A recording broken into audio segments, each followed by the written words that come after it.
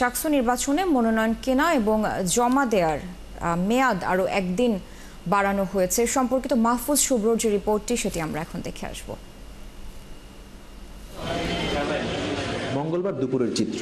তিল ধরারও ঠাঁই নেই চাকসু নির্বাচন কার্যালয়ে। লম্বা একটি টেবিল ঘিরে ভিড় করেছিলেন মনোনয়ন প্রত্যাশীরা। কেউ 20 মিনিট, কেউ বা 1 ঘন্টা পর হাতে পেয়েছেন কাঙ্ক্ষিত মনোনয়নপত্রটি। মনোনয়ন নেওয়ার পরে বিশ্ববিদ্যালয়ের মেডিকেল সেন্টারে চলছে প্রার্থীদের ডোপ টেস্টের কার্যক্রম। আসন্ন চাকসু ও হল সংসদ নির্বাচনকে কেন্দ্র করে মনোনয়ন জমা দেওয়ার জন্য দিতে হচ্ছে ডোপ টেস্ট। এর আগে ব্যাংকে লাইন ধরে দাঁড়িয়ে দিতে হচ্ছে ডোপ টেস্টের ফি। আজকে আমি ডোপ টেস্টের জন্য আসলে ওয়াশরুমে গেলাম, ওখানে কোনো ফ্লাশ কাজ করে মানে এত বাজে কনজেস্টেড একটা পরিবেশের মধ্যে আমরা থাকি। ক্লাসরুম বলি, মেয়েদের ওয়াশরুমের কথা বলি, বা স্যানিটারি ন্যাপকিন, ভেন্টিলেটর মেশিনের কথা বলি, সব থেকে কিন্তু আমরা ডিপ্রাইভ। এবং একই সাথে আমাদের যে জীববৈচিত্র্য, এটাকে রক্ষা করার জন্য কাজ করার ইচ্ছা আমার আছে, পরিবেশ রক্ষার জন্য। প্রথমত এটা আমাদের যে ডোপ টেস্ট করাচ্ছে, এই ডোপ টেস্টের টাকাটা আমরা কেন দেবো? এটা তো দেওয়ার কথা প্রশাসনের, কারণ প্রশাসন নিজ স্বার্থে করাচ্ছে। আমরা কেন টাকাটা পে করবো? ওনারা কি এখানে ব্যবসায়িক একটা প্রতিষ্ঠান খুলে বসেছে চাকসুর নামে? আমি মনে করি যে এটি প্রয়োজনীয় একটি পরীক্ষা, কারণ কোনো শিক্ষার্থী হয়তো চায় না যে তাদের যে প্রতিনিধি আসবে সে কোনো মাদকাসক্ত হোক। এই জন্য ডোপ টেস্ট প্রক্রিয়াটি চালু করা হয়েছে, তবে এই প্রক্রিয়াটি আর একটু সহজ করা যেত।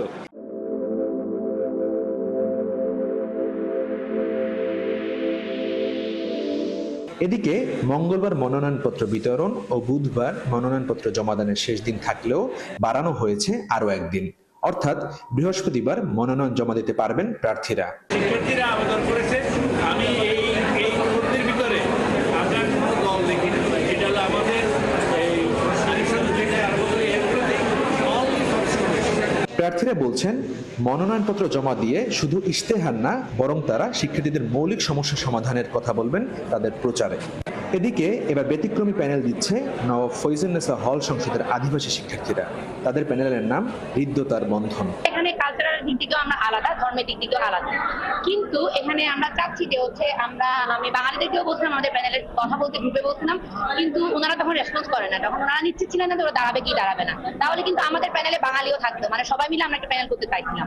কিন্তু পরে ওদের রেসপন্স না পাওয়াতে আমি শুধু আদিবাসীদের মধ্যে আর বাঙালি বুদ্ধিস্ট দিয়ে আমাদের প্যানেলটা করেছিলাম। দীর্ঘ 35 বছর পরে অনুষ্ঠিতব্য চাকসু ও হল সংসদ নির্বাচন উপলক্ষে উচ্ছ্বসিত শিক্ষার্থীরা। মনোনয়ন সংগ্রহ ও জমা দেওয়ার সময় বাড়ানো হলেও বাকি কার্যক্রম চলবে ঘোষিত তফসিল অনুযায়ী। মাহফুজ শুভ্র, 71, চট্টগ্রাম। চট্টগ্রাম বিশ্ববিদ্যালয় কেন্দ্রীয় ছাত্র সংসদ চাকসু হল সংসদ নির্বাচনের মনোনয়নপত্র জমা দেওয়ার শেষ দিন আজ। এ নিয়ে আরও বিস্তারিত জানাতে আমাদের সাথে যুক্ত হচ্ছেন সহকর্মী মাহফুজ শুভ্র। শুভ্র, আজ তো মনোনয়নপত্র জমা দেওয়ার শেষ দিন, তো এখন পর্যন্ত কতজন প্রার্থী মনোনয়নপত্র জমা দিয়েছেন, কি বলছেন প্রার্থীরা, পাশাপাশি সার্বিক পরিস্থিতি নিয়ে নির্বাচন কমিশন কি বলছে? সারা যেমনটি বলছেন, আসলে আজকে মনোনয়নপত্র জমা দেওয়ার শেষ দিন।